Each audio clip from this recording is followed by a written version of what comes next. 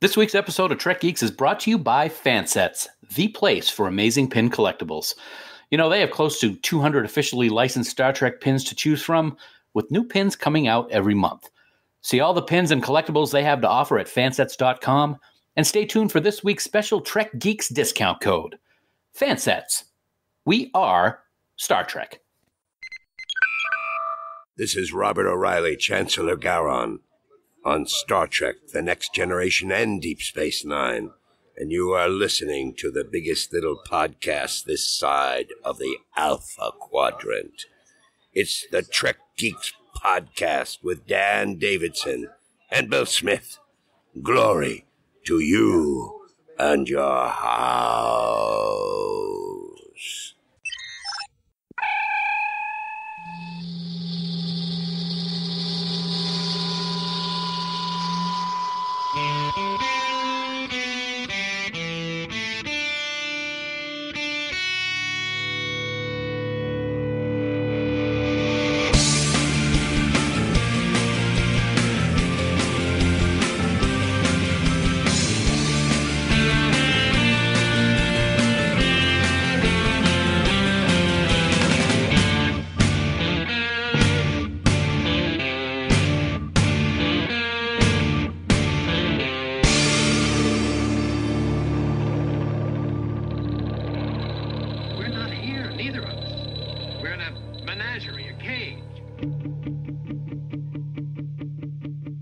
From a cramped little Podfleet command office adjacent to Stage 9 with no air conditioning and blinking fluorescent lights and, well, it's a shoestring budget, I assure you. It's the biggest little show this side of the Alpha Quadrant and the flagship of the Trek Geeks Podcast Network. Greetings, one and all, and welcome to Trek Geeks. I'm your co-host, Bill Smith, and this is episode number 181. We are inching ever closer to 200, and man, what a privilege it is to talk to you all each and every week. Thank you so much for downloading, and thank you for listening. We are grateful every time you listen to our monotonous voices. And of course, by we, I do mean my co-host and I. He's the guy that, well, he makes Trek Geeks work, I have to say that. He's the lovely and talented Dan Davidson. And Dan, unfortunately, we're going to cancel you after 3 seasons, buddy. Oh, ooh, wow. Well, I'm sure I'll have people writing into the network and the executive producer to bring me back. No. Don't shake your head. No. Are there trains next to Stage 9 too?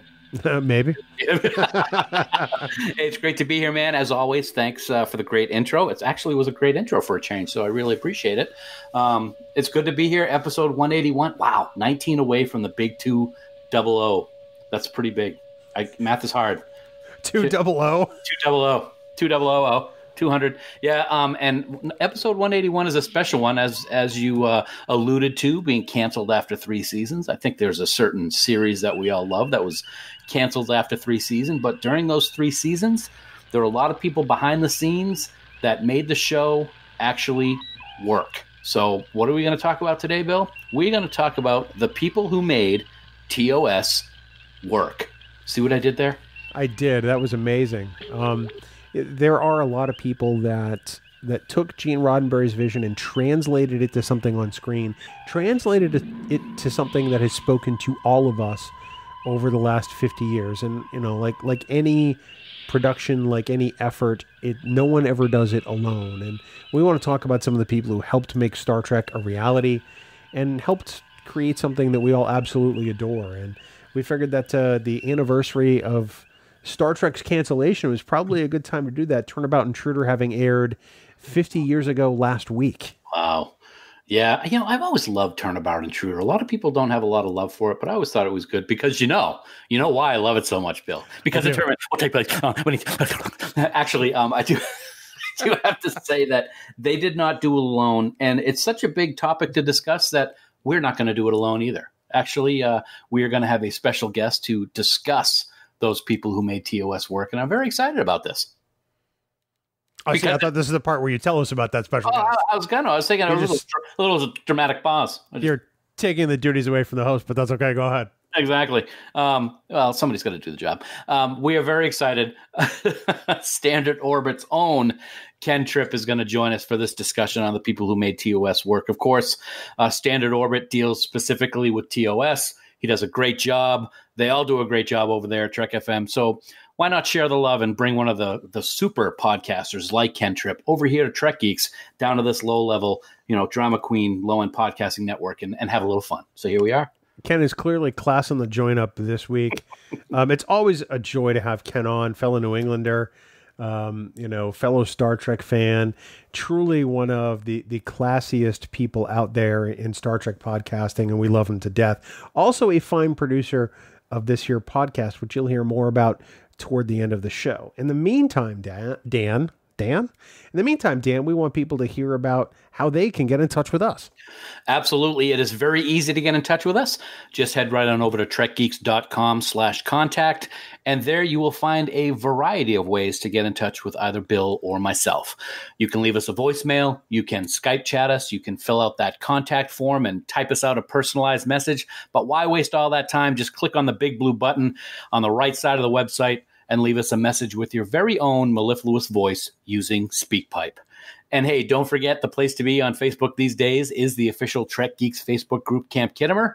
Bring your Trek talk, your Trek picks, and your Trek love over to the site and join over 1,400 other friends talking all things Trek.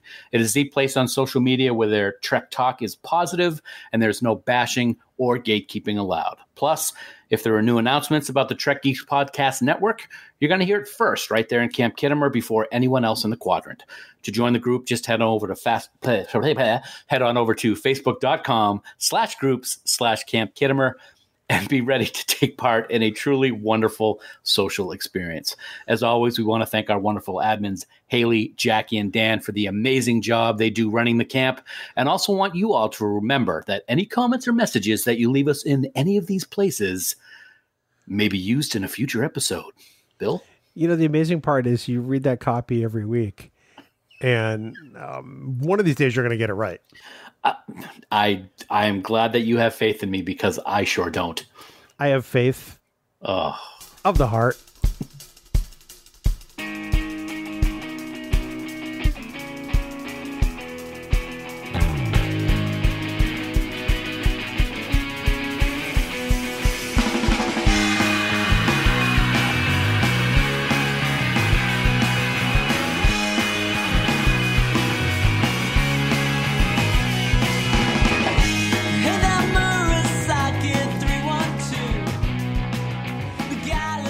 Dan, in lieu of the news segment this week, we want to take a little time and reflect and remember someone whose amazing art was seen by millions of Star Trek fans all over the world for years.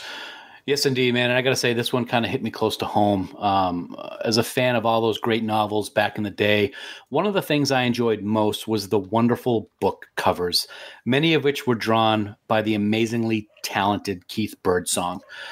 Every Star Trek fan in the world has seen his work in some form or fashion, whether it be on those book covers or pictures used by thousands of fans when they go to conventions to get autographs by all the stars of the various Star Trek shows. His work was beautiful, and it was so realistic.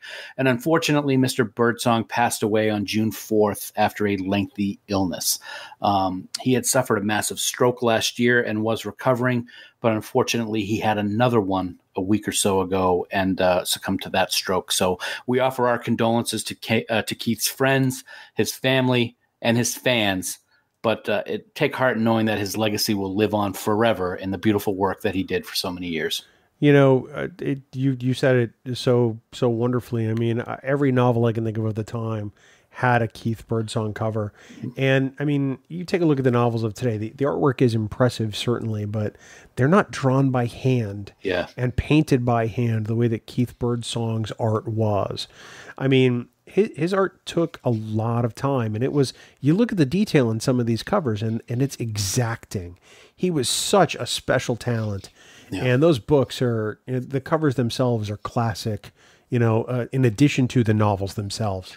Yeah. The one that always comes to mind for me is there's a Next Generation picture that so many people use for autographs, and it's the cast kind of along in a circle at the outside of the picture with kind of like a galaxy starscape with the Enterprise in the center. That's one of those ones that has always stood out to me. And I do want to give thanks to our good friend Larry Nemechek. He had actually mentioned something on his Facebook page last week about Keith being ill, which I had not known about. And it was just ironic that it was the very next day that he passed away.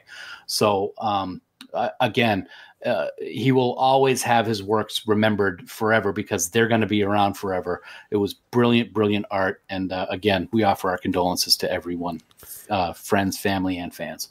Self-taught, an amazing talent. Keith Birdsong will absolutely be missed.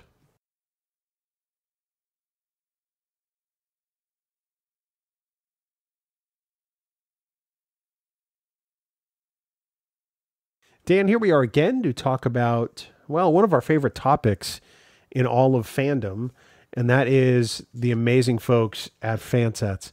Every week on our podcasts, Trek Geeks, Discovering Trek, soon to be others, we take time to talk about them because they're a wonderful partner of ours, and they have one of the best products out there for Star Trek fans. They absolutely do. Their product is second to none, might I say. The pins are of the highest quality. They are solid. They're strong. They don't warp, no pun intended. They don't fade. They don't break apart. I actually ordered a bunch last week, and as you can see in your camera right now, Bill, I'm wearing Lieutenant Tom Paris today. You are? I've been wearing a pin every day for weeks and weeks. I just kind of rotate through them. I'm proud to wear them. The list of pins gets bigger and bigger all the time. And as we said before, they have almost 200 Star Trek pins alone. And you can also get great accessories like storage cases and acrylic stands and locking pin backs and all kinds of cool stuff over at fansets.com. Oh, it's my turn. I'm sorry. Yeah. Plus, don't forget for the month of June, the 2 pin releases are going to be Jake Sisko and his bus clothes, the ones made out of the upholstery from the bus seats, and of course Malcolm Reed from Star Trek Enterprise. Now Jake is already available for purchase. He's been out there for a little over 10 days now, and of course Lieutenant Reed is going to be available on June 15th, so in just a few days. And of course, as always, as a special bonus to Trek Geeks listeners, if you want to receive 15% off your entire order at fansets.com, simply enter the code word Jake at checkout. That's right. Throwing some love out there for the first pin of June, all caps, no spaces, JAKE, and that code is going to get you 15% off. Now, Jake, as a code, is only going to be available until Tuesday, June 18th, 2019 at midnight Eastern Daylight Time. You know what I'm going to do? I'm going to make an executive decision right here on the Trek Geeks podcast, even though you're the executive producer, Bill. Well, clearly I'm outvoted, so okay. I'm going to push that code out for an additional week. That's what I'm going to do. June 25th. That's what I'm saying. Jake. Are you kidding me? I'm not even kidding you. Yeah. 2 straight weeks? 2 weeks. With Jaco? 2 weeks of Jake and maybe Seb Rosa or Aquiel or your favorite DS9 episode. I don't care. No, that's fantastic. So, yeah, use Jake on fansets.com until Tuesday, June 25th at midnight Eastern Daylight Time. Absolutely. Fansets. We are Star Trek, and we thank our friends at Fansets for sponsoring this week's episode.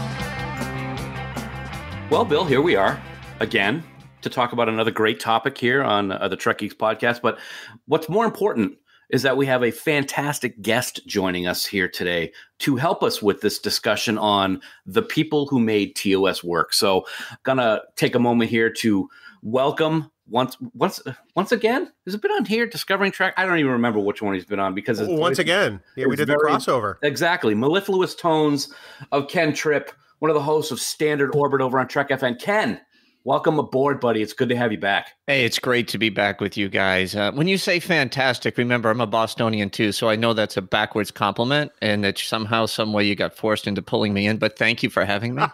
Okay, so if you want a New England compliment, welcome to the podcast, you big jerk. There we go. That's what I'm talking about. That's when I start feeling the love around here. Hey.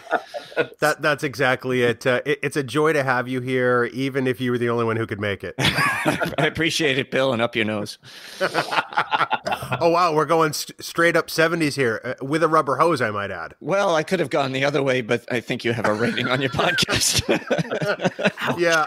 I was trying to keep the welcome back Cotter aspect. Thanks, Ken. No, I get it. I do get it. Anyway, but again, thanks for having me aboard. It has been a while, and so I was talking to Dan a little while ago that my ability to podcast the last 6 months has been a struggle, even on my own network. So it's been fun. Hopefully things are lightening up so we can get back into this show flow and get back on the air more often. But this is a great time to be with you guys. Honestly, thank you. Well, we're going to talk about a topic tonight that is, I know, near and dear to your heart. That's the original series. Mm-hmm. And, it occurred to Dan and I not too long ago that there are a lot of people out there who understand the concept of Gene's vision, but may not necessarily understand what it took to bring it to fruition. Gene Roddenberry created something very amazing, but he wasn't the only person that added to the tapestry of what is Star Trek, even during the original series. And many of the creations we've come to love just weren't Gene's. And we thought it was a good time to sort of checkpoint and take stock of some of these individuals and give them some of the credit they deserve here as we observe the 50th anniversary of the canceling of the original series just last week when Turnabout Intruder aired its final episode. Which is kind of amazing to think. Just 3 years ago, we were celebrating, the 50th anniversary of Star Trek and woohoo, and now we're kind of talking about 50 years since it was canceled, and nobody ever thought there would be Star Trek again, which is pretty amazing. Those fools. I'm glad that we're talking about this, Bill, because as you said, everybody says Gene's vision, and if it wasn't for Gene, and one of the things that I'm going to talk about when we get into the people is everybody says, for example, if it wasn't for Gene Roddenberry, we'd never have cell phones the way that they look today. And that's not necessarily true. So I'm really glad that we're going to be talking about this and bringing up people behind the scenes that really made Star Trek work, which is why we probably call this episode The People Who Made TOS Work. So I'm getting better at getting smart. I really am. Well, it's kind of a moving target for you, but we understand, Ken and I. Don't worry about it. The creativity here is unbelievable. It really is. Well, this is what happens when you're low-end podcasters. I mean... don't be a drama queen. Yeah, totally. So, Ken, as a Star Trek fan, you, like us, you grew up watching it pretty young. When we knew about the myth and the mystique of Roddenberry, at what point in your fandom did you start to realize, hey, wait a second, Gene didn't do this alone? Because I think we've all sort of had this awakening at one point or another. I would say it had to be somewhere in the mid-'80s, to be honest with you. The amount of biographies that started to come out, more of the conversations around the making of the films. And when I started reading more about that, you started reading more about the actor's relationship with Gene. And they would bring up other names in the series. Leonard Nimoy would talk about Gene Kuhn a lot and things along those lines. And then as I just started to read more and more, you realize that it was a much larger collaborative effort than first believed. And not that I would think that Gene was Gene Roddenberry, who, he's responsible for it all holistically because he started the ball rolling. That's when it really started to open my eyes to just how many people came up with these different concepts. Because I think, like a lot of folks, I did believe that everything was attributed to Gene's creativity. And the people behind the scenes just weren't as well known. And that happens a lot. I mean, you look at any big venture, and George Lucas is a great example, and so forth. There are other people that contributed to that universe, but they don't necessarily get the recognition because everybody's focused on the one person who came up with the holistic concept, and so that's very natural. But I would say mid-'80s to answer your question.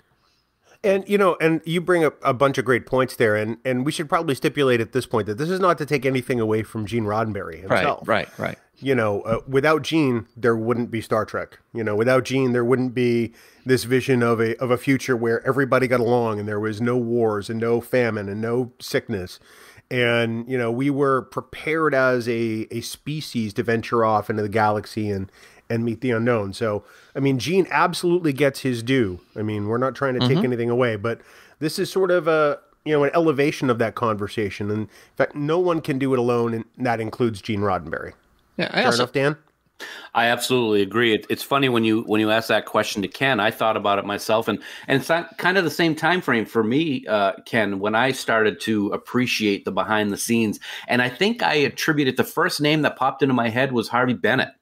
And I think that's when I really started to appreciate, because we started seeing pictures of the behind the scenes of some of the makings of the movies, like Star Trek 3. Of course, he was an executive producer or a producer. I can't recall which one exactly. I think a producer.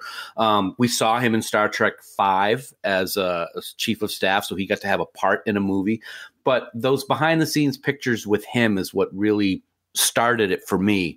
And now, of course, with the internet and everything is instantaneous, we get to see a lot of those things on Discovery and things like that. And I think it's something that I can appreciate even more, having thought about what the people behind the scenes in TOS had to go through back in the 60s as to what they're doing today. So I'm really looking forward to this conversation, guys, to be honest with you. I'm sorry, Ken, I didn't mean to step on your thought just a second ago.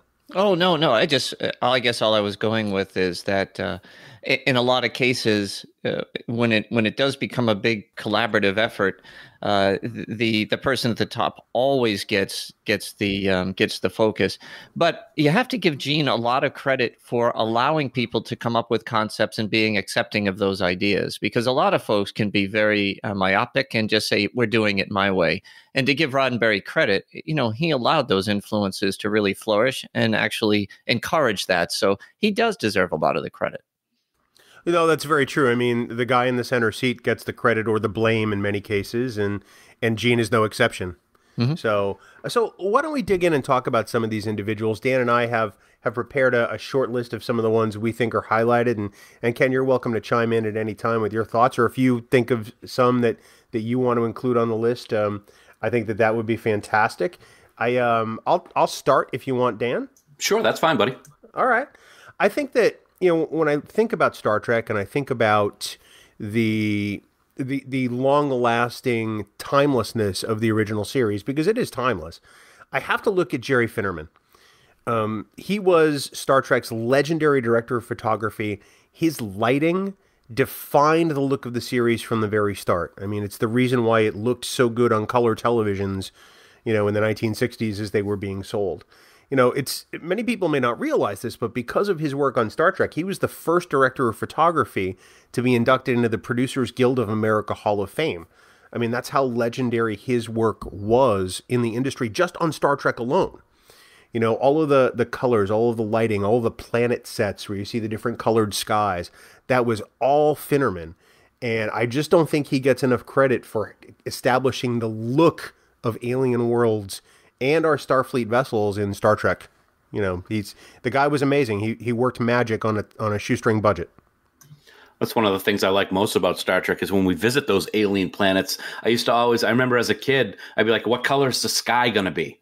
Because it was always different, or most of the time it was different, and it was kind of cool. Yeah, the lighting on the bridge, the lighting, when particular episodes when Kirk has a close up and there's that bar of light going just across his eyes is always something that I really liked and appreciated. So that's a great pick, Bill. I really like that. Finnerman.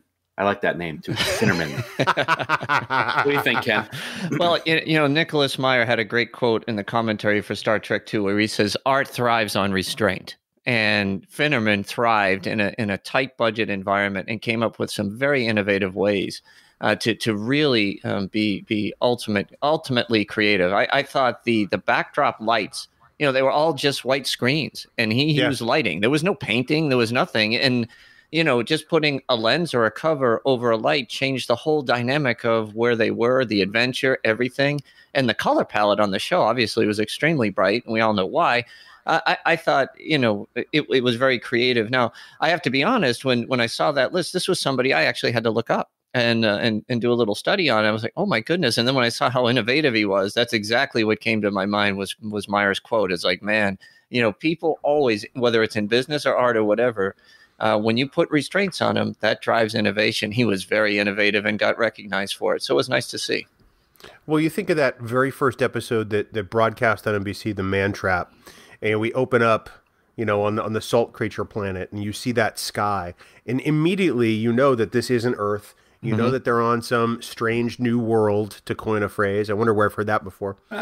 And that's all based on what Finnerman decided to do with the lighting. Now, you balance that against, pardon the pun, Balance of Terror. And there's the very submarine-like lighting. You get the dim lights, you get the catch light on the eyes, like Dan talked about, to draw in this tension and this this drama and the gravity of the situation. And it's the same guy doing all the work, and it really creates a tone, it creates a feeling, and I don't think he gets nearly enough credit. So, Dan, you probably have a list of your own there. Why don't you tell us one of the people who you think made TOS work? Yeah, absolutely. And I will say, and I think the same for you, Bill, this is not in any order. There's no, this person was better than anybody else. Right. It's just a list that we put together. And the first one that I have written down, I actually referenced about just a moment ago. We see these futuristic devices in Star Trek. We see the communicator. We see the tricorder. And there was an artist and sculptor by the name of Hua Chang. And everybody Hua Chang tonight, I got to say. There we go. He's pretty awesome. He actually was the designer and the creator of the communicator, of the tricorder, just to name a couple of things. And it's his design that can be attributed to current day cell phones and things that have the technology that we get to appreciate today. Maybe even I didn't verify this, but maybe even the pad that we see Kirk writing on from time to time during the original series, which turns into a regular pad, PADD and TNG, and now it's our iPads these days. So these things can all be accredited to this man. He's also responsible for creating some really cool aliens that we have grown to love over the 50 plus years of Star Trek. The Gorn was his creation, and so was the Horta, which we just talked about recently when we did the Devil in the Dark episode. So a lot of credit to this guy. He was innovative back in the day, and we can be thankful to him for what we have today. Everybody Hua Chang tonight. Did you really do that? I did, and I actually wrote it down in my show notes so everybody can look back and smile when they're on the Patreon page. Oh, that was brutal. But sorry. But you're exactly right. I mean, if you think about it, the elements that Hua Chang designed over 50 years ago are being modified and adapted to present Star Trek. I mean, think of the way that, the phasers and communicators look in Star Trek Discovery. They are based on those TOS designs, and they are, you can call them homages, you can call them variations if you want to, but, you're right. It gave us the modern day cell phone. It gave us a great many things. And I know a lot of people don't know the name Hua Chang, and I hope that they become at least aware and seek out some of the information on their own. Ken, what's your favorite Hua Chang creation? Tribbles. Yes. Made Tribbles. There you go. I mean, is there anything more iconic than that, especially when you go to a convention? They're everywhere. Funny how that works. But you mentioned the Gorn. He had the Salt Vampire. He actually did the Bird of Prey Romulan ship, too. I mean, this guy had a wide range of talent, that's for sure. And I love the creative mind. I really do. I just admire people. I mean, think about it. A communicator, a phaser, all the way to a Salt Vampire. I mean, that's that's amazing. And go ahead, Dan. I was going to say, one of the things that I really can appreciate about what he did is, as I'm working on my cosplay for Vegas and I'm trying to figure out what I need to do and what I have to use for pieces and the materials, you go back to the 1960s with what they were able to design with what they had back then is really incredible. I don't know if they had the type of materials that we have today for cosplayers, but they were using cardboard and plastic and stuff like that, and they made it look real and believable, which is another credit to what he was able to do with all of those things. Well, and in some of those cases, he made it from stuff lying around. Yeah. Or just incidental items that nobody would have ever thought to use, like McCoy's medical scanner, which was essentially a salt and pepper shaker. Right. I think it was about the creativity. It's about seeing the potential of what an object can be. And I think that was something that people like Hua Chang, and certainly Hua Chang himself, bring to the table. I mean, these things now, we look at them and we go, oh yeah, that's McCoy's whatever. That's Spock's phaser or tricorder. These are things that have become second nature to us, but they had to be created by somebody, and the designs are just amazing still. Yeah. And you think about every element of it having to be soldered or put together, and imagine what he would have done with 3D printer technology. Oh my! Oh man, I can't even. You figure it probably took them weeks to make some of these things, and probably the design process is what it is. They had to make it look good for television. There had to be hero versions that could be filmed up close, and then probably background versions for the extras or the red shirts who get blowed up on a planet. But with a 3D printer, I mean, what took weeks before could take hours, which is amazing. Mm-hmm. So, well, you know what, Dan? I love that pick. I mean, that is a name that Star Trek fans should know, and if they don't, like I said, I hope they seek out more information. Thanks, buddy. Personally, I'm going to move on to somebody who I think was really key in the initial development and launching of TOS, and he didn't remain on the series long, but I think his footprint could be felt long after, and that's John D.F. Black. He was an associate producer and executive story consultant on Star Trek. He only ever wrote one episode, and that was The Naked Time. But his thumbprint is over every single episode of Star Trek, and I say that because he was the guy who was largely responsible for writing the infamous Space, the Final Frontier opening speech. It was Roddenberry's idea, and he and Justman sort of, put their heads together on it, and he wrote the words down. And now it's something that every Star Trek fan can recite, from memory in an instant. Black had notorious feuds with Roddenberry, including one over the original envelope script for the Menagerie. However, Roddenberry completely rewrote that script, and he took sole on-screen credit for the two-parter. Black filed a Writers Guild grievance over the payment and the screen credit, but ultimately his claims were denied, and there were tons of arguments and riffs like that. He may have left the series after Miri, but his contributions and his role in the original series are undeniable. I just think he was probably somebody that we wished had been part of Trek for a lot longer, but the contributions he made while he was there are still long lasting today. That's very, that's very interesting about those feuds. Ken, you actually mentioned at the beginning of the discussion that, Gene receives a lot of credit and a lot of credit is due to him for what happened in Star Trek. But at the same time, we've heard about some of these headbuttings that took place with Roddenberry. He was very steadfast in his ideas and what he wanted. And he did have a lot of tension and arguments with a lot of people, and this is a perfect example of one that actually ended up having someone leave the show as a result. But as you said, Bill, he will always be associated with Star Trek, and like you said, Space, the Final Frontier speech is something that will always be forever linked to Star Trek, and there's no way that could ever change that. I was not aware of this particular story that you told, how he actually left over this and had a really big fallout with Roddenberry, but it's not the first time we've heard something like that happen. Well, and Gene was notorious for rewriting, even when he necessarily shouldn't have rewritten. Mm-hmm. I mean, that's been covered in some of the These Are the Voyages books by Mark Cushman. They're stories that have been known because Black has told them himself. Yes. But clearly a person of undeniable talent. And, when you look at some of those early episodes of Star Trek, they are rock solid. I mean, season 1 of TOS, Ken, is probably one of the best seasons of Star Trek out there. It is. And, I can't really think of another show that launched as successfully, and I'm saying across all genres. I just think that was an incredible first run in development and how fast the characters came together. And I think, like you said, John D.F. Black, he's told a lot of these stories, and I believe he's written a book himself, that covers a lot of this. And so I guess from my point of view, Dan, back to your thing about Roddenberry and the feuds.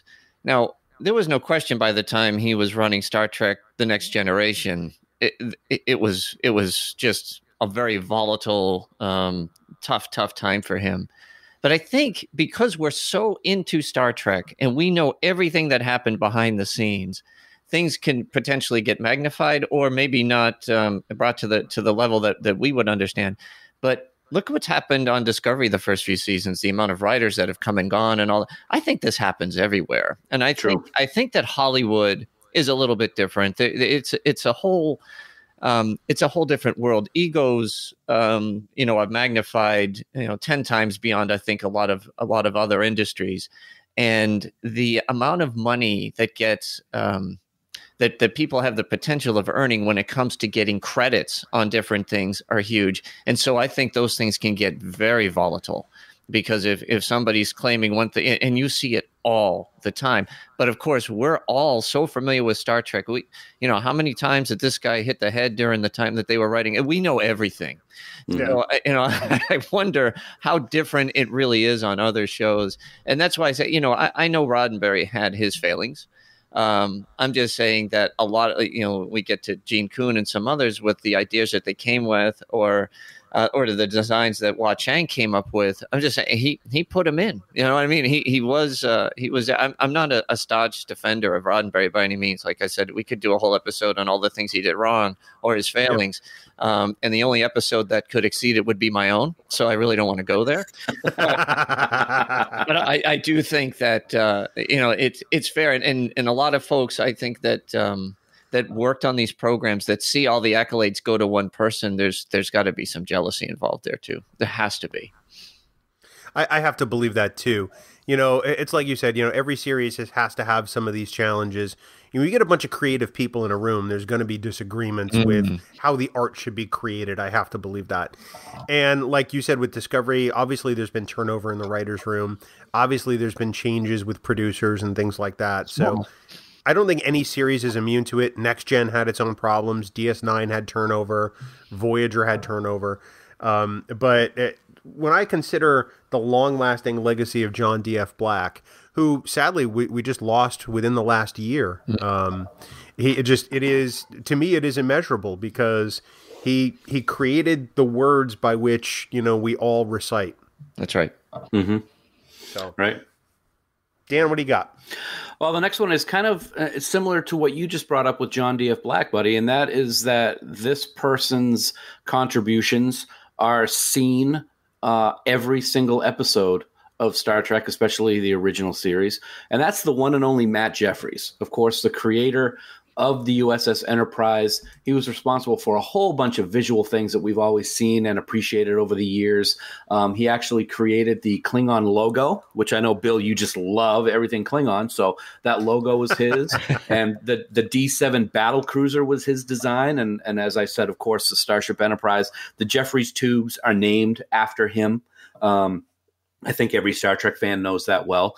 He had to come up with a design that was futuristic for the time and that was believable at the time. One of the things that I've always joked about with my brother is when that ship is traveling in space, it's surprised that it's not somersaulting over itself, because the saucer section is so much larger and looks so much heavier than the rest of the ship. But it really is something that has become a legend, and it's iconic. Some of the things that I love about Jefferies about his later years is that he actually fell asleep when he was at the movie theater watching Star Trek, the motion picture. And he never actually watched any other incarnations of Star Trek after that, which I find very interesting because he's so connected to the show. And the other thing that I found out when I was doing some research about Matt Jefferies is why the Starship Enterprise is NCC 1701. I did not know the reason. Do you guys know why it's 1701?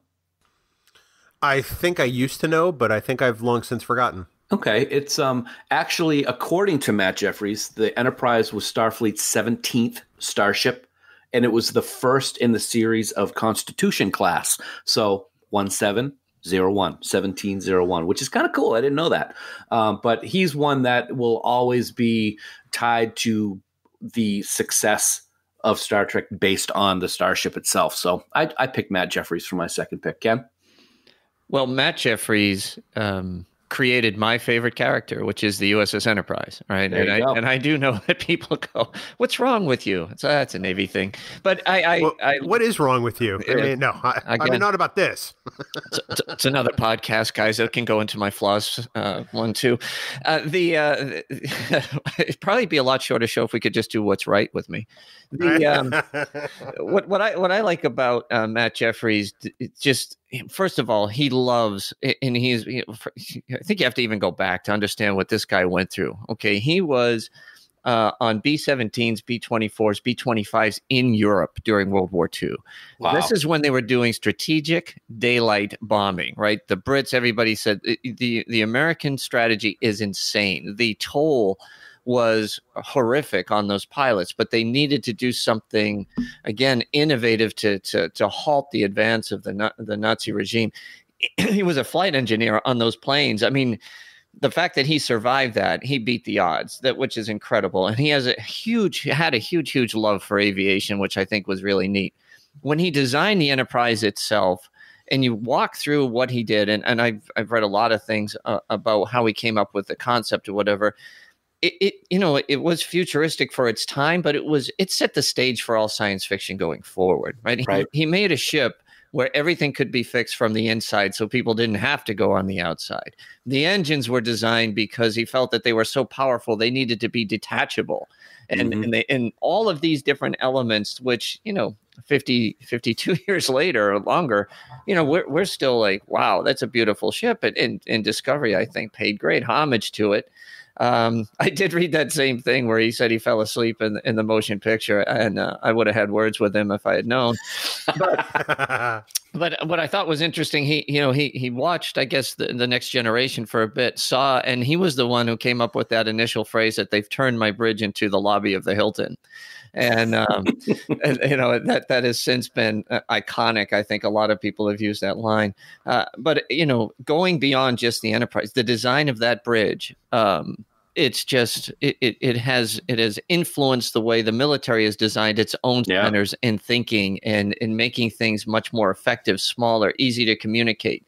It's almost like you can try with technology to make the bridge more sexy with all the graphics and stuff, but it's still Matt Jeffries' bridge. And I still think that design is so practical and so realistic that, like I said, it's been designed right into the real world, just like so many other elements of Star Trek technology. It's a wonderful thing. He has his name, he has his thumb firmly printed on all things Star Trek. Well, one of Dan's and my previous employers. Exactly. We worked in an operations center that was designed like the bridge of the Starship Enterprise, and maybe not on purpose, but that's the way it kind of laid out because it made the most sense. And I think that there are probably operations centers for technology companies out there that are like that all over the world and still are to this day.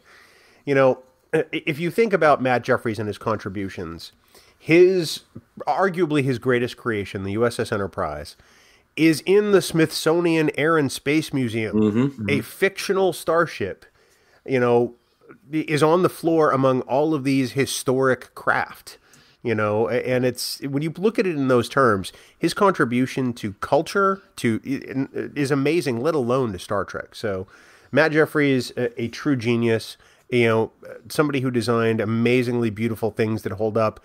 And I got to tell you, the Enterprise, I've said it many times, my boyhood ship of dreams. That's because it was gorgeous and I loved it. So I can't agree more with everything that everybody said because Matt Jeffries was a true genius. You're gorgeous and I love you. Wow, is it opposite day? Well, Dan, I'm going to bring up one I think we both have on our short lists. And that is probably DC Fontana. Absolutely. When I think about some of Star Trek's most timeless stories, because she was obviously a legendary writer and story editor for the original series. She wrote Charlie X. She wrote Tomorrow Is Yesterday. She wrote This Side of Paradise. I mean, so many others. But her stories elevated Star Trek into legendary science fiction. Coupled with that, the fact that she was a woman on the writing staff of a 1960s television series, that wasn't something that was normal necessarily for that culture, for that period of time. So in many ways, Dorothy Fontana, absolutely a pioneer. In addition to creating some of Star Trek's greatest stories, she probably has some of Star Trek's greatest legacy as far as the production. She would come back to serve on the animated series and for a time on Next Generation. Also wrote a few scripts for DS9 under a pen name, I believe. But there is no shortchanging the importance of Dorothy Fontana in the production of Star Trek. And there's no shortchanging her work as scripted television. Ken, there's a long list of Dorothy Fontana scripts. And I know that pretty much some or all of these are among your favorites. Oh, absolutely. And, to me, it's interesting to what you said. She was a writer on some shows previous to Star Trek, but kept getting jobs as a admin assistant or a secretary, and then would get on the show, offer some suggestions, or pen a script. And this is one where I think Roddenberry gets a lot of credit. He saw what she could do, and pulled her in to the writing team and gave her, the credit that she earned on that show. And I know they fell out hard during The Next Generation, but you think about it, Star Trek in many ways ahead of its time in what they were actually, the story that they were telling.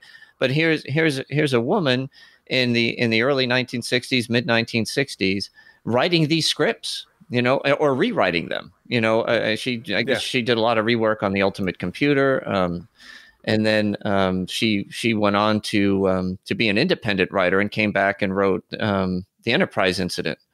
I won't talk about The Way to Eden because nobody's perfect, but it's hey, brother, we reach. Here we go. But I mean, just a great story. And for anybody that have seen interviews with Dorothy, I've never met her. I've never seen her at any of the conventions I happen to be at, and I really wish I had. But all I heard from everybody and what I've seen is that she's just a person of great character and class. And her storytelling, I guess, illustrates that as well. It's reflective upon the writer. And like I said, this is something that, it's a shame in a way, right? That she used DC Fontana versus Dorothy C. Fontana. And a lot of women did that. And it still kind of happened right up and through the 80s where, in order, I think of S.E. Hinton, other things, his first name that came. Now, anytime I see initials, I figure it had to be a female writer if it was before, 1985 or something. But she was an incredible contributor to Star Trek's success with the specific episodes that she touched. And probably in many ways, she touched the majority of them through the second season. I love this pick, Bill. As you said, we both actually had written down DC Fontana in our list, and as we celebrate the women of Star Trek this year, along with fan sets, this is like one of the top, if not the top, behind the scenes women who made Star Trek successful. I don't know if Star Trek would have been as successful as it has become without the contributions of DC Fontana. As a matter of fact, Leonard Nimoy actually credits her with expanding the Vulcan culture in the way that we all know it. Starting with, like you talked about, This Side of Paradise, and she changed the romantic lead in that story. It was originally going to be Sulu, and she changed it to Spock, and that really worked. And she was fantastic. I can't wait to meet her someday, because I really think I will work to make sure that happens somehow. But not only Star Trek, one of the things I love so much about DC Fontana, and you touched on this a little bit, she's responsible for a lot of the success of some of the other great sci-fi series that both you and I really love. $6 Million Man, Buck Rogers in the 25th Century. She worked on those. She worked on Logan's Run as well. All great sci-fi stuff. Her imagination and ability to come up with stories for futuristic TV shows was really something, especially back then when, as you talked about, Ken, it was so difficult to be successful as a woman and had to do stuff like hide their names in a way and stuff like, which just is just pathetic. But that was the way it was back then, and she overcame it all and became a legend in the genre. She wrote one of my favorite Buck Rogers episodes of all time, which is Planet of the Amazon Women, which is a total Star Trek script. I mean, I could see this being a season 4 TOS episode. You just sub in Captain Kirk for Buck Rogers. It is, I mean, it's Buck Rogers, so it's cheesy. But if you look at the guts of the story, it is pure Star Trek, man. And it's probably my favorite just for that reason alone. Yeah, she put out some great stuff, and I will say, and this is just a very slight possibility. We're working on possibly trying to be able to speak to her for the podcast. Don't know if that's going to pan out, but I might as well throw that out there just to get people's appetites wet a little bit. We'll see what happens, but with this celebration of the women of Star Trek, it would be great to have her on the show. Yeah, that'd be a great get for you guys. So Dan, that means you're up. Yes. I'm actually going to go outside the box a little bit with this pick, I guess we could call it. I'm going to go with a company by the name of Kaiser Broadcasting. Don't know if either of you guys are familiar with who that is or what contributions they had to making TOS work, but in my opinion, without Kaiser Broadcasting, Star Trek would never be as popular as it is, because as we know, it was canceled after the third season. And if not for syndication, it would have never become the cult classic that it has become. And all of the spinoffs and all of the movies probably would not have happened. They took the Star Trek series and they put it in syndication, and they bought the rights for syndication for Star Trek, which was very, very different back in the day. Normally, shows that did not last at least 4 seasons were never picked up and put into syndication. But they took the gamble on it, and we have all seen what happened. That's how I got involved in Star Trek, was because of syndication. It was on WLVI, TV 56 in Boston when I was growing up, and that's when I watched it on, which Kaiser actually used to own.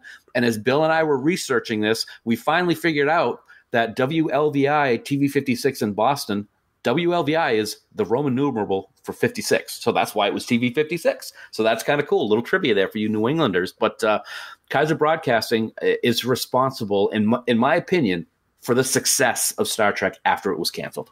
You know, when you brought this up to me, I was like, what?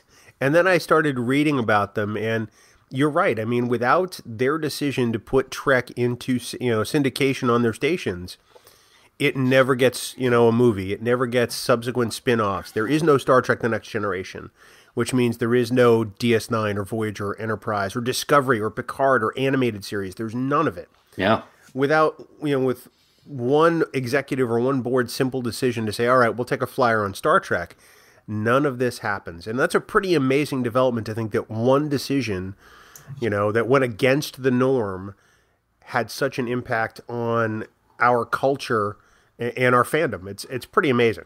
And think of the gamble that they took. Not only normally shows of 4 seasons or more would be purchased for syndication. They took a huge risk in one that only lasted 3 seasons and one that struggled in the ratings every single year. Yeah. It was never recognized as being a great show back then.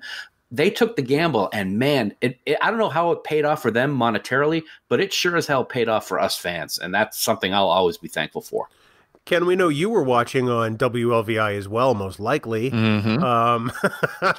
And you probably were watching around the dinner time just like we were. Well, yeah, this was interesting when I saw this on the list and went back and saw that it was partially owned by the Boston Globe.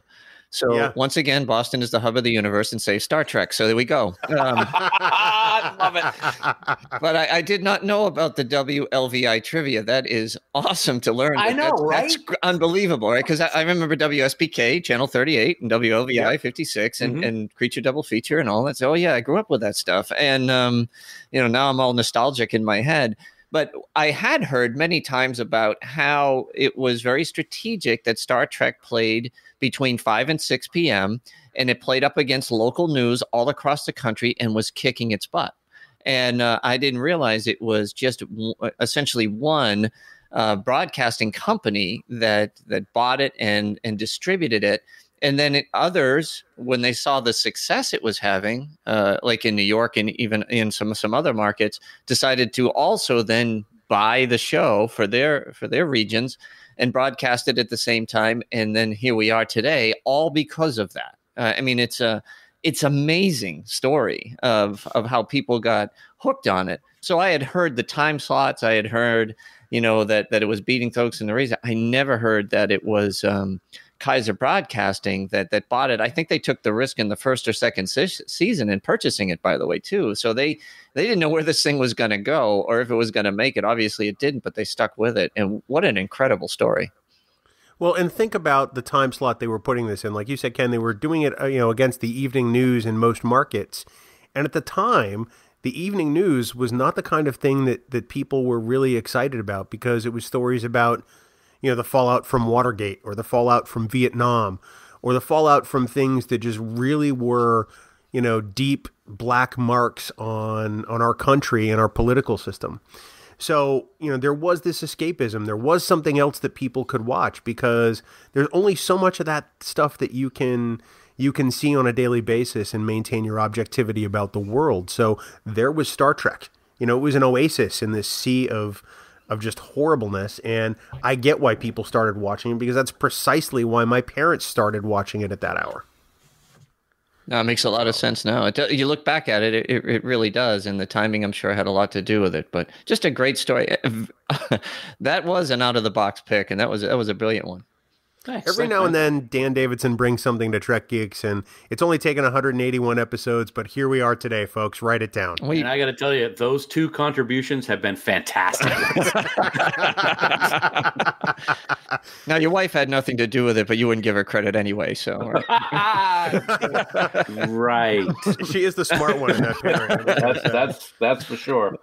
So I'm going to move on to probably one of my 2, big heavy hitter picks. Not that none of these are slouches by any means, but when I think about the importance of Star Trek, and I think about the individuals who are responsible for its success, there's no way that Bob Justman's name isn't entered into the conversation. He started as an assistant director and as a producer. Some people say that Justman is almost as responsible for Star Trek as Roddenberry, given how much influence he had over the production. Justman was the guiding light, and it was his steady hand that kept Gene grounded in reality as sort of his first officer, his second in command in the production.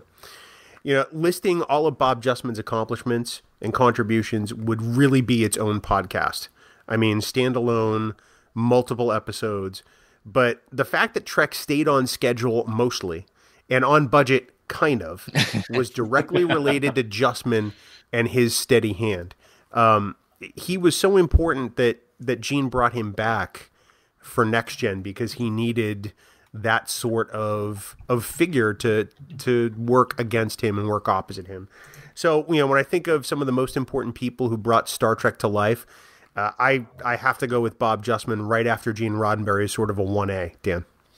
Yeah, there's not much more that I can say that you already did, Bill, in regards to Bob Justman. You're absolutely right. He should be in the same sentence as Gene when it comes to Star Trek, because of everything that he was able to bring to the show, and he kept it going and he kept it on point. You need one of those people whenever you're doing any kind of show to stay on focus and to stay on point, and he did a really good job of doing that, based on all the different types of things that were coming at him from other directions, one of which being Roddenberry himself. He's one of, you get to these people, nobody could have played Odo other than Renee, or nobody could have been Spock in the original series better than Leonard. Nobody could have been the number 1, so to speak, to Gene Roddenberry other than Bob Justman. Absolutely critical person in the success of the original series. Ken, Bob Justman is legendary, almost as legendary as you are. Almost. But there's no denying what he brought to the production. Well, I'm very humbled, and he's nowhere close, so stop.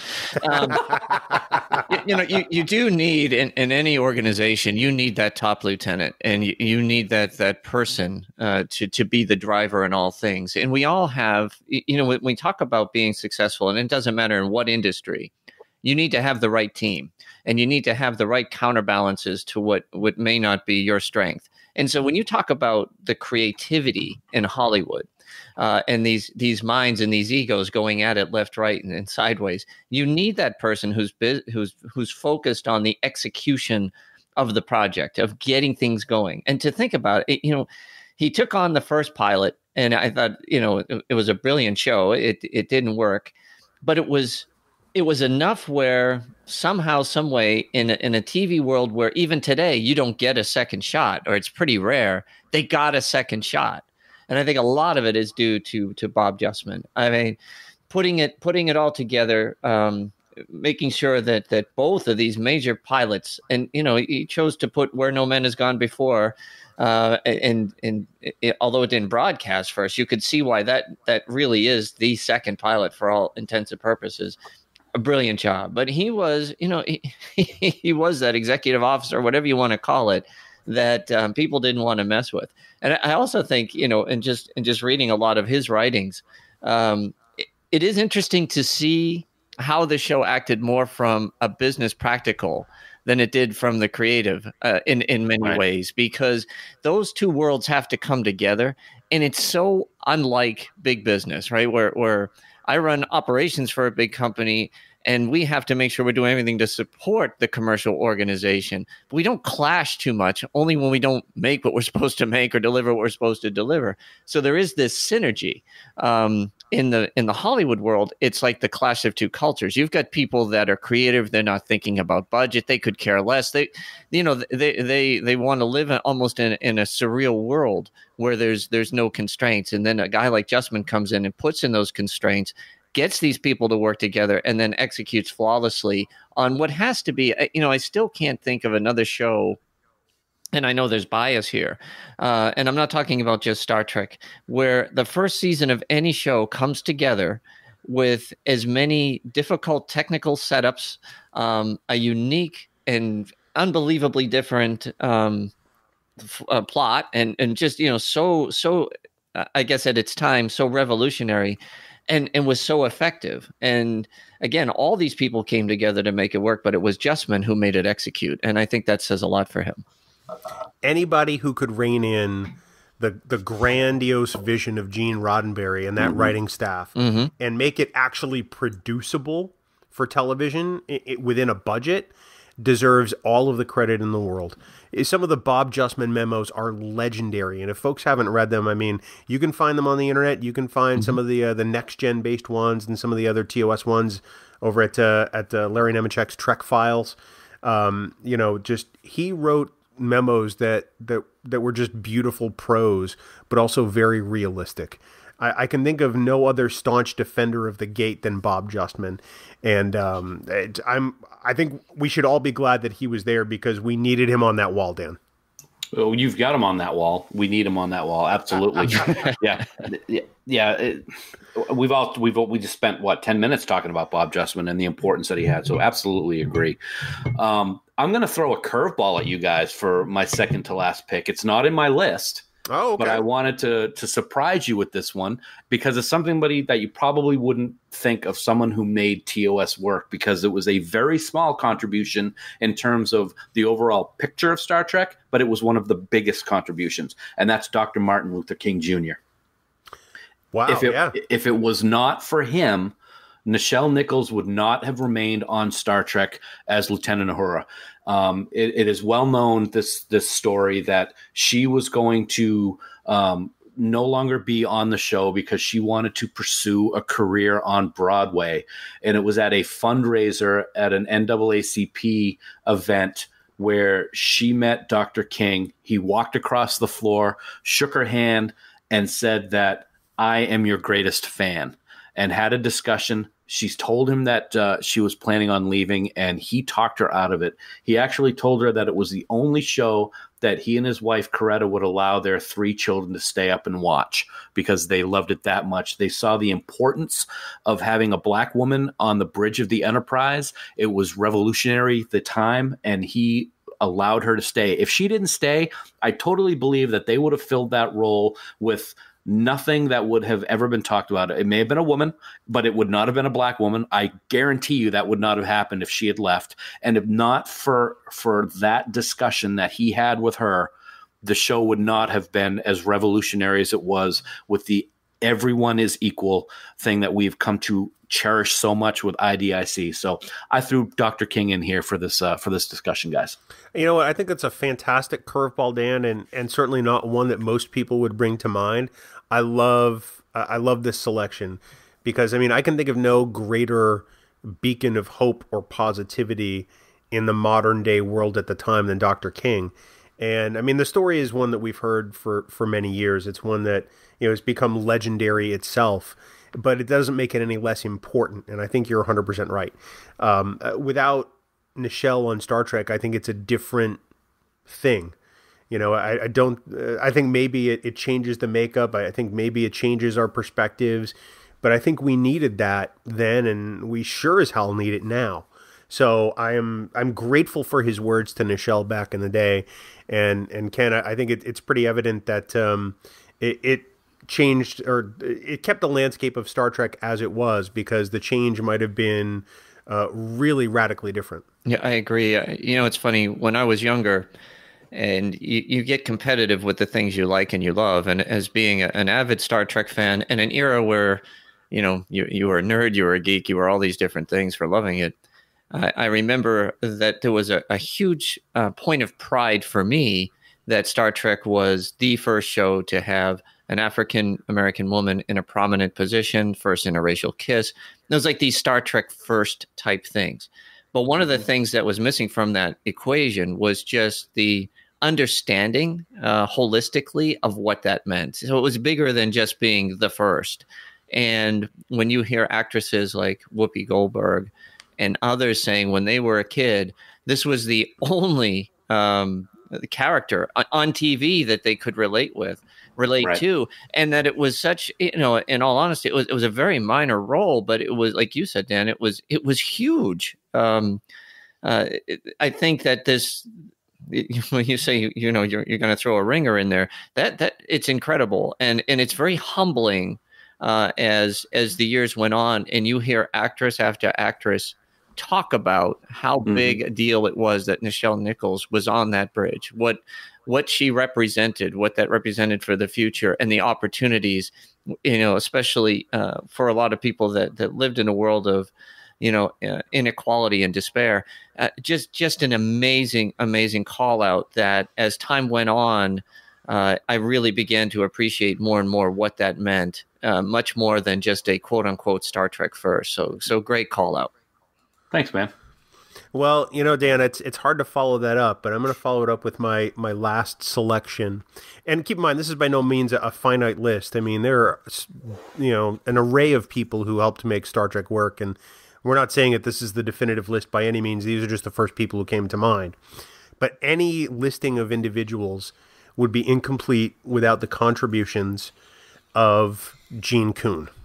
Oh, yes. You know, our friend Carlos Miranda wrote a fantastic piece on TrekNews.net back in 2017 about Gene Kuhn, and it was so spot on. It's called, literally, Gene L. Kuhn, the man who made Star Trek worth saving, and that truly is exactly what he did. You know, you think about it, Roddenberry created the framework, Justman provided the leadership, and Star Trek's other Gene Kuhn, filled in the details and the brushstrokes. I mean, so much of what we know in Star Trek, we can thank Gene Kuhn for. Klingons. I mean, Klingons. Something we still see today. The Prime Directive, the terms Starfleet Command and United Federation of Planets, and so much more. You figure he wrote, polished, or contributed to the scripts for many of TOS's most iconic episodes, including Arena, Space Seed, Devil in the Dark, Sitting on the Edge of Forever, Mirror, Mirror, Trouble with Tribbles. His contributions can't be understated. It may be Roddenberry's vision, but it absolutely is Gene Kuhn's universe. Without him, there is no Star Trek that we know today. And when people talk about Gene, I am usually the guy who goes, "Oh, you mean Gene Kuhn, right?" Absolutely, yeah. I'll tell you what, his contributions, guys, snowball over the years when you think about it. I'm gonna reflect on ones that you brought up, Bill. Of course, Klingons. They didn't even know what Klingons were going to look like until the day they filmed that first episode. With John Kalkos. I mean, it's just amazing to think that he invented them, but the people, he had the vision in his head, but the people who were putting that makeup on really had no idea what they were going to do. And look what they did. And it became so successful and evolved over the years. Arena, I think the Gorn is one of the most recognized aliens in Star Trek. Space Seed brought Khan and Star Trek II later on down the road. Devil in the Dark is probably the most Star Trek episode of the original series. City on the Edge of Forever, the greatest love story. Mirror, Mirror, the universe, my favorite area. Trouble with Tribbles and Deep Space Nine's anniversary celebration of that. There are so many things that Gene contributed to Star Trek that go through the entire last 53 years, and I think that shows what a credit he was to the series, Ken. You know, a huge loss. He died at 49 years old in the early 70s, and I think that for me, the first time I heard him mentioned was by Leonard Nimoy at a convention, where he was talking about, you know, essentially what you guys were saying, what we were talking about earlier. He's like, yeah, Gene Roddenberry did a lot, but Gene Coon did more to define Star Trek. And I remember, you know, raising the Spock eyebrow myself and going, huh? Well, what did he do? And then when you look back, and first of all, if you go back a little bit further, you know, he served in World War II. He although he didn't go overseas, but he was reactivated in the Marine Corps Reserves for Korea as a reporter. And there was such an impact that the war had on him that, you know, he became quote unquote anti-war, which I hope everybody is to a degree. But it's just one of those things where, okay, I understand how that means in definition. And then you look at how Star Trek was written, what it was all about, optimistic future, negotiating your ways out of things. Not killing the villain, you know, or seeking to understand more about them. All those aspects of what he went through became personified in Star Trek. And so you had Roddenberry, who had this picture of, you know, all of Earth coming together and working as a group. But then you have a guy like Gene Coon comes along and says, yeah, and this is how they're going to solve the problems. This is how they're going to get themselves through these adventures in such a unique and wonderful way that has created all of our fandoms, right? This is what drew us to Star Trek in the first place. It was Gene L. Coon. So like Leonard Nimoy, he said it all in that convention. Like I said, opened my eyes and then started reading more about what he contributed. And you're right. It was the two genes that put the two elements of Star Trek together that made it work holistically. So yeah, you can't underscore his contributions. Just absolutely huge.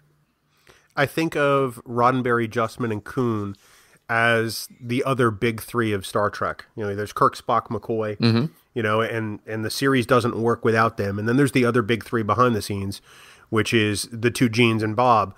And the series doesn't work without them. They each played a very specific role, a very integral role to the production. And without any of them, we don't have the Star Trek we know today. That's how pivotal the role that Gene Coon played. So that's what I got, Dan. I mean, you're going to be hard pressed to follow that up, but I'm pretty sure your next pick is pretty awesome. I'm gonna do my best, and another. You know, we talked about Kaiser Broadcasting a little while ago being so integral in the success of the show after the fact, but we all know that Star Trek struggled. Right from the get-go, it was not rated well. The reviews were bad. There was always the shadow of cancellation over its head. And if not for Bijou and John Trimble, who knows what would have happened?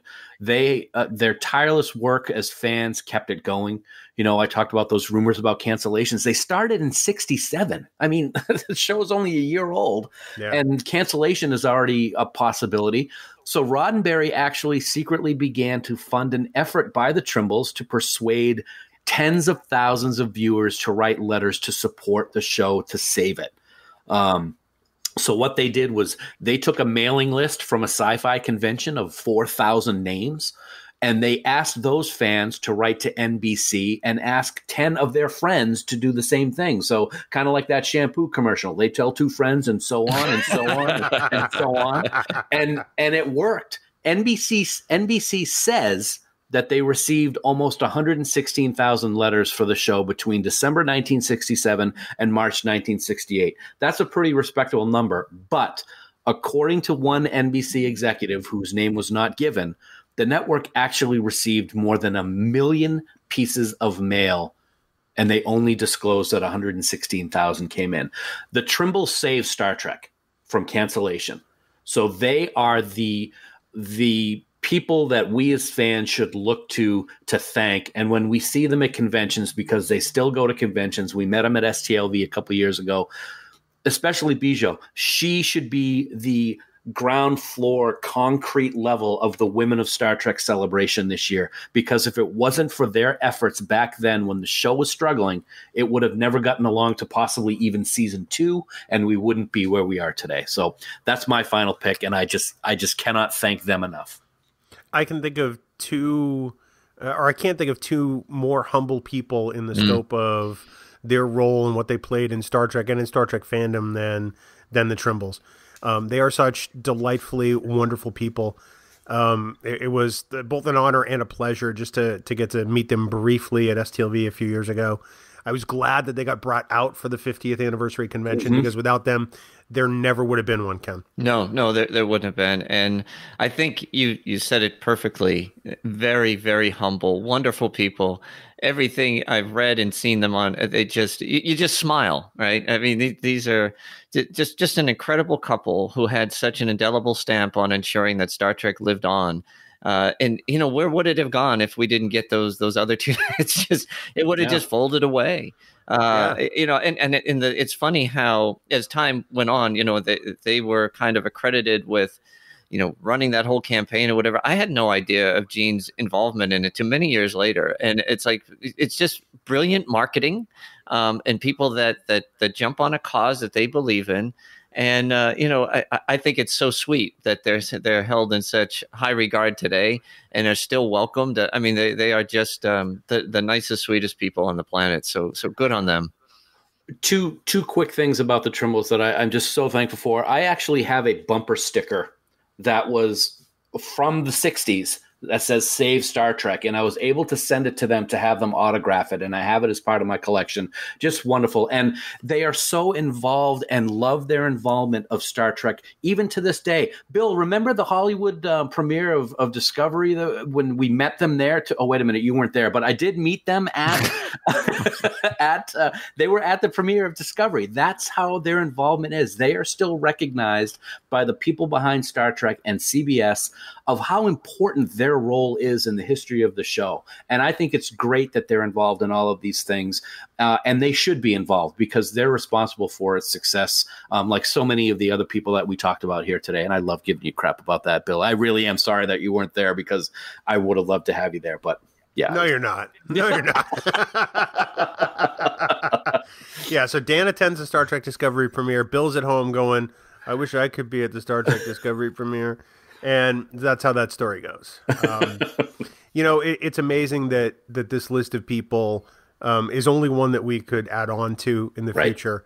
There are truly so many people who put their time and their effort and their creative ability into creating, what we kind of take for granted as fans. We have new Star Trek, and we've had new Star Trek, luckily, for a good number of years throughout the last half century. And it's all because of the efforts of these and other individuals who tried to make this little network sci-fi show work. And I feel forever indebted to many of them because without them, there wouldn't be a Trek Geeks. There wouldn't be a Standard Orbit. There wouldn't be, this great extension of our Star Trek fandom. And dare I say my Star Trek family would be a whole lot smaller. Mm-hmm. So I'm grateful to them for all of their contributions, even Dan. And Ken, are there any other people that you want to highlight or any other aspects that you think are just as critical? It's hard to reach to the criticality of the people that you just listed. I mean, Herb Solo was a pretty big name. I think Leonard Nimoy, even back in the production of the show, he was very vocal about how he thought the character should evolve and certain lines that didn't work. I didn't hear as much of that from the other characters. You heard a lot of comments about having the right amount of lines and all. I get that, but I think that development, and then later on that same focus that Leonard Nimoy had really brought it together for 3, 4, and 6, and in both directing and writing and putting the stories together there. So, but again, for the list that you had, it doesn't compare to the contributions as much as as they did. So I think that you captured a great list here and showed that there was and truly a huge team involved in making this show successful. It's never just one person. That's really a great point, and that's kind of how the conversation comes full circle. We all love what Gene Roddenberry created. We all, have an admiration for his foresight, for his creativity. But it's like we said earlier, he couldn't have done it alone. And just like we couldn't have done this alone today, Ken, we are so grateful to you for coming in, batting cleanup for us. And and it's always a joy to have you on Trek Geeks. You who are a fine producer of this show, and we are also grateful for that support as well.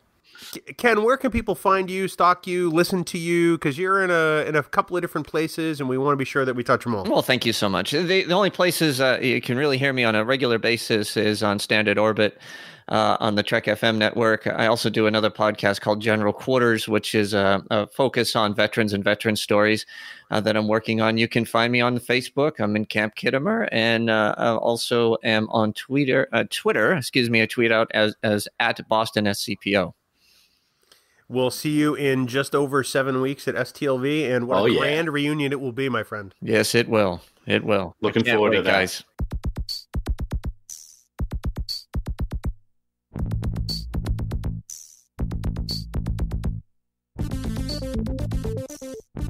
Can be tripping. Well, he was tripping. And we thank him so much for having been on the podcast this week. What a great discussion.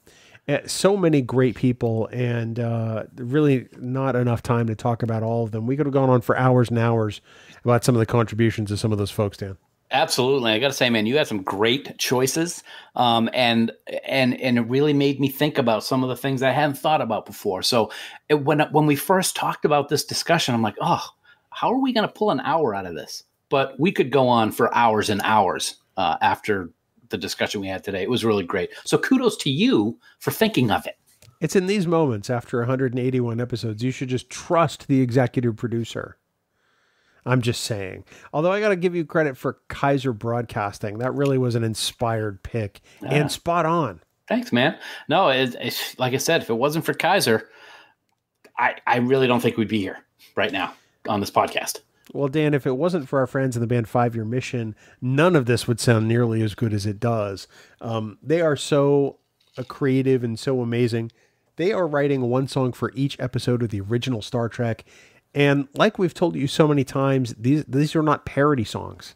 Mm-mm. These are original compositions based on the episodes, and they make you think of these shows that we've watched time and again for decades in a different way, which is really the beauty of their music. So we want everyone to head out to 5yearmission.net. Please buy some CDs, show the band some love, because we guarantee you are going to become a huge fan of 5 Year Mission. I love 5 Year Mission. I love all the guys in 5 Year Mission. I love Star Trek episodes, Bill. And one of the episodes I've always enjoyed so much, even after events of the past few years, is Whom Gods Destroy. It's a great episode, isn't it, when you think about it? It was interesting to see how people with mental illness were portrayed back in the 60s. And it's laughable of how some of these scenes played out. But none of the people portrayed in that episode, Whom Gods Destroy, had bigger issues than the villain in this story. He was required reading for all new musicians throughout the galaxy. His actions at the concert of Axanar are things of legend, my friend. Queen to Queen's level 3 be damned, because he is Lord Fark, master of the universe. Lord Fark? I mean, isn't that his title anyway? I could kill you with my bare hands! And I might add that concert on Axanar is the only thing that Axanar related that's ever going to happen. That's 5yearmission.net. Please support the band. Go get some of their music. We guarantee you'll love it. Plus, don't forget you can support the Trek Geeks network of podcasts by subscribing to bonus content via Patreon. Get access to exclusive content not available anywhere else. See the first of our annual supporters pins from our friends at Fansets, and even get raw, unedited audio of all our podcasts, along with a whole bunch of other great perks, Dan. Lots of great perks. We also would like to take a moment to thank our associate producers for Trek Geeks. We are very grateful for their support, and they include Adam Sanders, Brandon Everidge, Heather Sohn, John Krikorian, Rick Tatro, Trey Womack, Shane Murray, Sean Lynn, Tim Robertson, Tim Serdar, Vikram Bhatt, Greg Rozier, and the wonderful and gracious Andy Fark.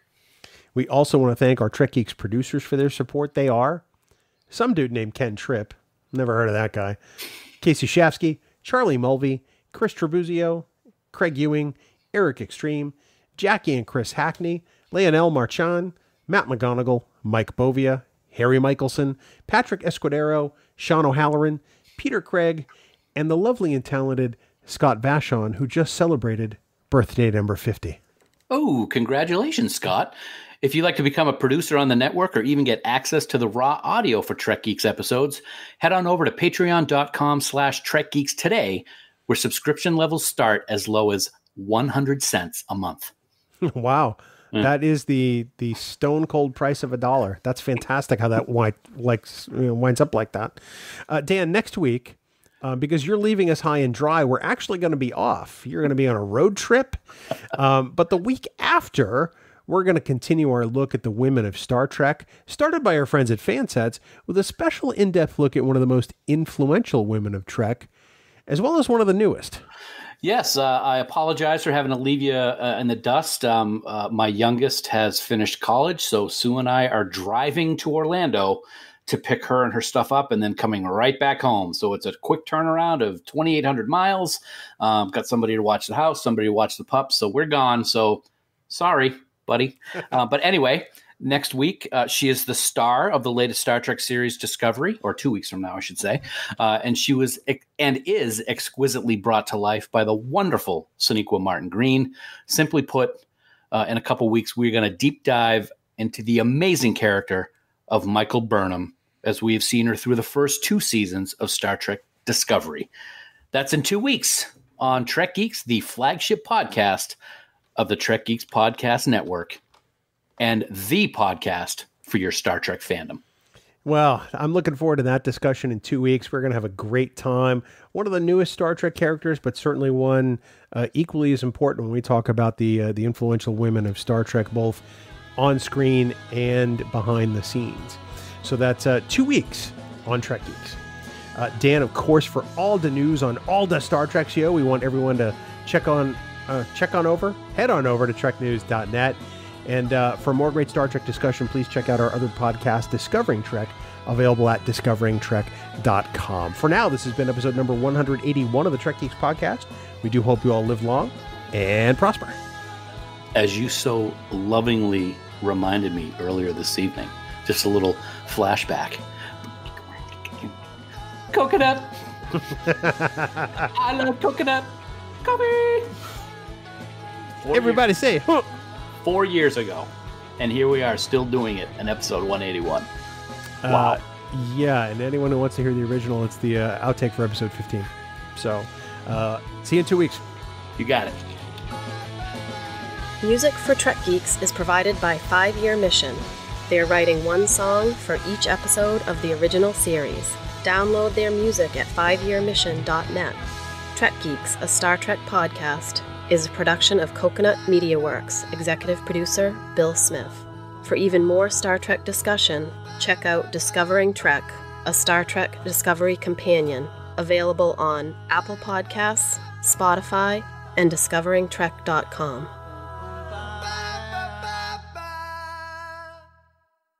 Bing bong! Hi. I feel things. Oh my God. Whoa, hey, whoa. No, I went to the okay? gym. I went to the gym. Oh, yes, I did not go to the gym, and I'm sorry. No, you're not. I am sorry. Because you'd feel like me. As long as I don't look like you, I really don't care. Well, that would be a step up or at least 2 or 3 for you. So how was it tonight? It was rough, man. Yeah? I tell you what. What? Yeah, my typical rule is start on the turf. Yeah, makes sense. Because the harder things seem to be on the turf. Yeah, that was absolutely the case tonight. Oh, boy. Okay. And I started there. Mm-hmm. And it was an add-a-round. So, those are no fun. Oh, yeah. And let me guess, if you do the whole round, which nobody ever does, you got to, go backwards. That's exactly it. There you well, go. Somebody like my wife might be able to do the whole round, but so here was the add around. 10 kettlebell high pull swings. Okay. 15 med ball slams. Yeah. 5 push-ups with a slider reach on each side. That's horrible. So you do a push-up and you get one of your hands on a slide board. And when you are in the down position, as you're going down, you're pushing your arm out on the slider. That's torturous. Oh, my God. Kettlebell goblet walking lunges. I'm not good with lunges. Split stance row with kettlebell. It's okay. Gator crawl. Hate them. Oh, and 20 band curls. So those were the 7 things. And, you'd add around each time. So first you do number 1, and then you do 1 and 2, and then 1 and 2 and 3. And there's no stopping. It was 20 minutes. Sometimes I get tired when I'm done number 1 and number 2, so I can't imagine keeping going with 3, what 4, 5. What is wrong No, with I you? mean, those ones that you were talking about, those are tough ones. Well, medicine ball slams aren't really that bad, so I actually like those. That they are after you do 10 high pull swings. You know what's funny? Let me tell you a funny story about medicine ball slams, which is kind of weird, but I don't know why. Whenever I do medicine ball slams, I almost always lose my wedding ring off my hand. I don't do anything else, but it always slides around, and I don't know why. I don't wear my wedding band to the gym because it's titanium. Yeah. And as soon as I start losing weight, it just flies right off. So I wear a silicone ring. Yep. That I got. It was cheap. It was on Amazon. And it stays on. That's what I wear in Vegas too, because my fingers swell. Right. This is fascinating listening. This is the outtake of all outtakes. I'm ready to fall asleep myself. Actually, I'm sorry. Did you say something? Yeah, exactly. So I want to see Godzilla. Willingly? Yes, I really do. I've always been a Godzilla fan. I cannot stand the Matthew Broderick Godzilla that came out, I don't know when. It's just horrible. It doesn't look like Godzilla at all. It's stupid. The eggs in Madison Square Garden, I just don't like that one. I loved the one that just came out a few years ago. I really thought it was great. I liked Bryan Cranston's small part that he had, and I love the special effects in it. So I'm really looking forward to seeing the new Godzilla. I'm really kind of fascinated by this whole thing, how they just sort of keep retelling Godzilla. But I see, for me, and this is just me, it has to have the Japanese overdub.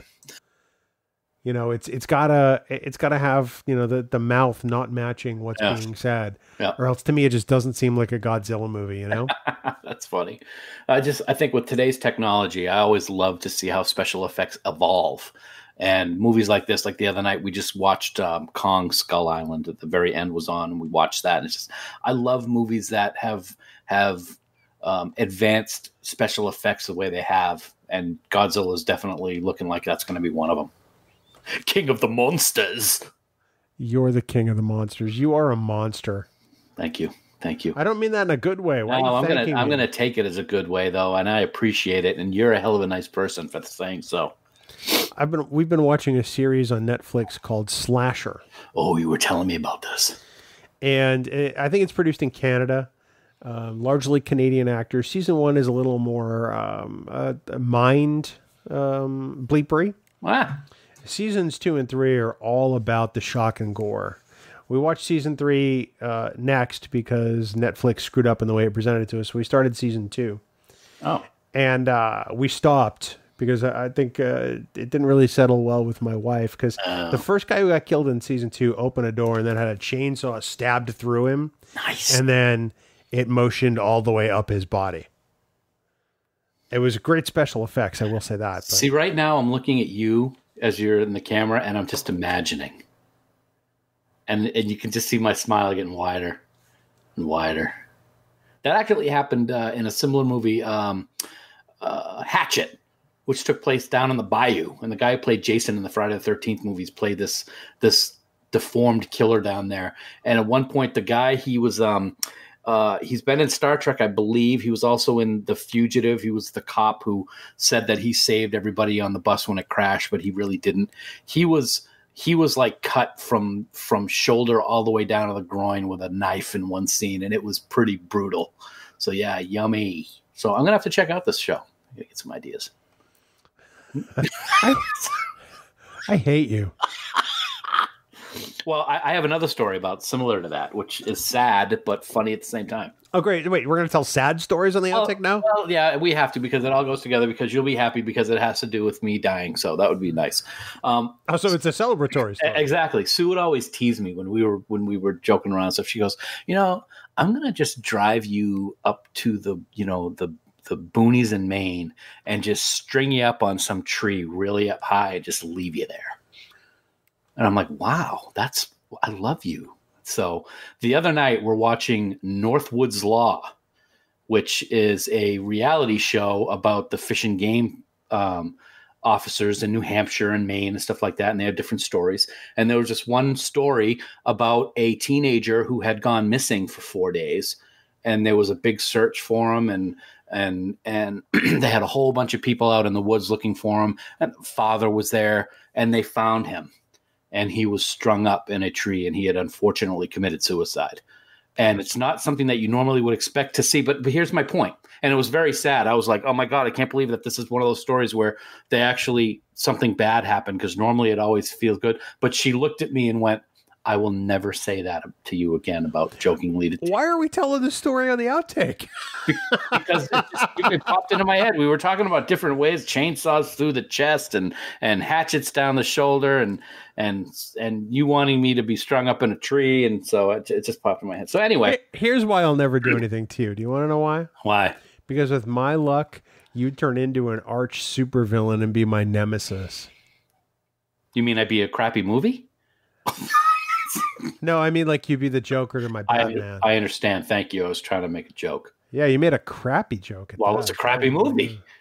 Shut up. I mean, that's why I'll never do anything, because with my luck, it won't get rid of you. I will come back. Yeah. Yeah, we took a dark turn this week. It was. Do you realize it was about 4 years ago this time that you first did the coconut song? Wow. I like coconut coffee. I remember it very well. Everybody say, huh? Wow. Swamp Thing got canceled already? What do you mean? There was a Netflix series. There was? Swamp Thing. And this might explain why it was canceled. Exactly. And the trailer for it looked kind of creepy and intense. And somebody on Twitter actually wrote they were doing official reviews for it, but they had to they couldn't do the review because they were jumping out of their skin every 10 seconds. It aired one episode this past week, and it has already been canceled. They're going to show the rest of the season, and then it's done. They already canceled it after one episode. I didn't even know it happened. So it doesn't have Adrienne Barbeau. It's not worth it. Well, hey, she's in Deep Space Nine. So. I understand that. Thank you. Really? I didn't know that, Bill. What? Of course you didn't, because you're an idiot. Idiot. Hey, we said idiot almost at the same time. You really got to watch more of The Office for Dwight Schrute. I do. I've been using a lot more Office GIFs on Twitter lately because they've been needed. Maybe you should take a GIF of this.